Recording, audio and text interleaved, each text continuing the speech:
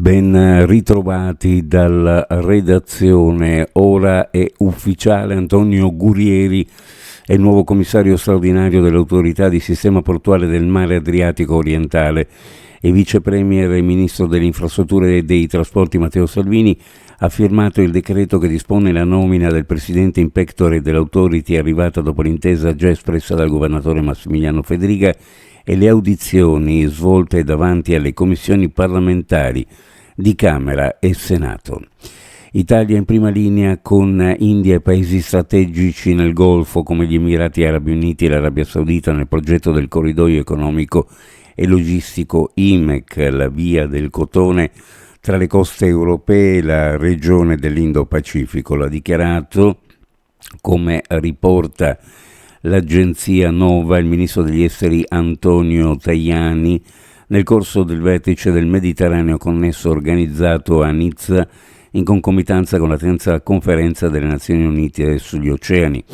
Il porto di Trieste sarà il punto strategico in interconnessione con questa infrastruttura cruciale. Oltre 28.000 visitatori in castello da gennaio a maggio, visite guidate, passeggiate regolarmente sold out, numeri in costante crescita di biglietti staccati per mostre e musei cittadini.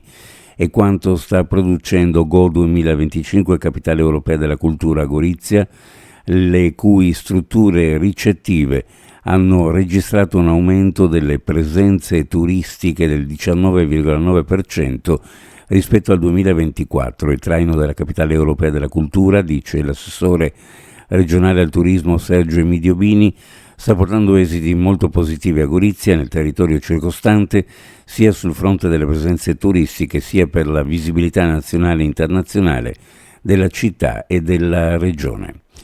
Abbiamo avuto un incontro tecnico importante con l'amministrazione e i funzionari del comune di Sacile riguardante la Gronda Est e il suo completamento che si innesta con la strada statale 13.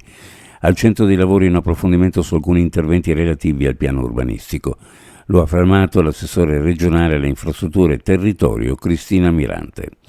Uno sguardo alle previsioni meteorologiche per la giornata su pianura e costa: cielo sereno sulla zona montana, cielo poco nuvoloso nel pomeriggio, soffieranno venti di brezza, poi verso tarda sera potrà soffiare bora moderata sulla costa e sulle zone orientali. Temperature minime in pianura fra 15 e 18 gradi, le massime fra 30 e 33, minime sulla costa fra 19 e 22, le massime fra 27 e 30 gradi centigradi.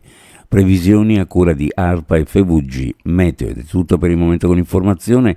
Grazie per averci seguito, a più tardi.